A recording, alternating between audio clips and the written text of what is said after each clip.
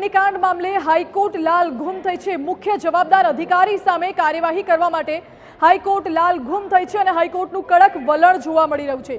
રાજ્યના મુખ્ય ન્યાયાધીશ સુનીતા અગ્રવાલની ખંડપીઠ સમક્ષ સુનાવણી થઈ, જે રાજ્ય સરકાર વતી એડવોકેટ જનરલ રાજુ જવાબ રજૂ કરશે। અને અગાઉ હાઈકોર્ટે અધિકારીઓની એકાઉન્ટેબિલિટી પર સવાલ ઉઠાવ્યા હતા। રાજ્યમાં આવેલા વિવિધ એમ્યુઝમેન્ટ પાર્ક અને પ્લે ઝોનના નિયમો અંગે પણ હાઈકોર્ટને જાણ કરવામાં આવશે।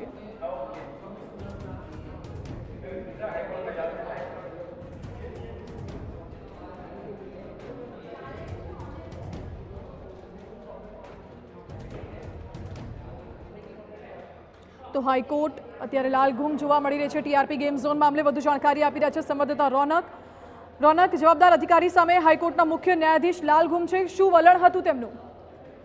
જી બિલકુલ થી જે પ્રકારે ટીઆરપી ગેમ ઝોનમાં આગ લાગી અને આગ લાગ્યાના ગણતરીના કલાકો બાદ જે પ્રમાણે ગુજરાત હાઈકોર્ટ દ્વારા સુઓ મોટો અરજી દાખલ કરવામાં આવી હતી અને સમયાંતરે જે પ્રકારે સુનાવણી હાથ ધરાઈ છે તેમાં વેકેશન બાદ આજથી જ્યારે ચીફ જસ્ટિસની કોર્ટમાં આ જે અરજી છે તે હાથ ધરાઈ રહી છે, ત્યારે જે પ્રકારે અરજદાર વકીલ છે તેઓ જુદા જુદા નિયમો જ્યારે સમજાવી રહ્યા હતા તે દરમિયાન જ ચીફ જસ્ટિસે ટકોર કરી છે કે અમે જ્યારથી પાછલા દિવસોનો જે ઘટનાક્રમ જોયો છે, એ ચાહે મોરબી કેબલ બ્રિજ દુર્ઘટના હોય, વડોદરા હરણી લેક દુર્ઘટના હોય કે પછી હવે રાજકોટની દુર્ઘટના હોય, એક વાત સ્પષ્ટ છે કે જે કોર્પોરેશન છે તે તેમનું કામ બરાબર નથી કરી રહ્યું।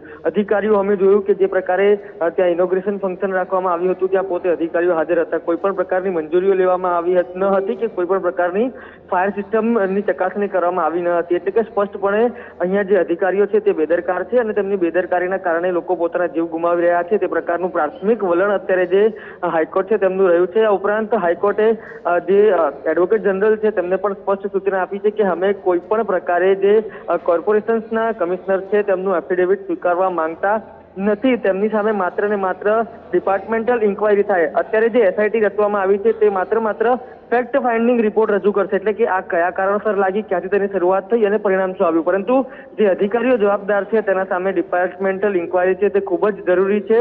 અત્યાર સુધી શા પ્રમાણે બેદરકારી દાખવવામાં આવી, કયા કયા કારણોસર હતા, ઉપરાંત જે ફોટોમાં દેખાય છે તેના સિવાય પણ કયા કયા અધિકારીઓ જવાબદાર છે તેમની સામે કયા પ્રકારના પગલાં લેવા જોઈએ, આના માટે જે શહેરી વિકાસ વિભાગ છે તેના નામની પણ જે એક ભલામણ છે તે કરવામાં આવી છે અને ગુજરાત હાઈકોર્ટ તરફથી કહેવામાં આવ્યું છે કે અમને માત્ર 15 દિવસમાં જે રિપોર્ટ છે તે જોઈએ છે।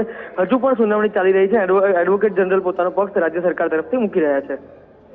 જી રોનક, આભાર આપનો। એટલે હાઈકોર્ટનું કહેવું છે શુભારંભમાં જનારા જે અધિકારીઓ છે તેમના સામે પણ કાર્યવાહી થવી જોઈએ। આપને યાદ હોય તો એક ફોટો વાયરલ થયો હતો જેમાં તમામ મ્યુનિસિપલ કોર્પોરેશનના એ અધિકારીઓ ટીઆરપી ગેમ ઝોનના શુભારંભ સમયે ગયા હતા।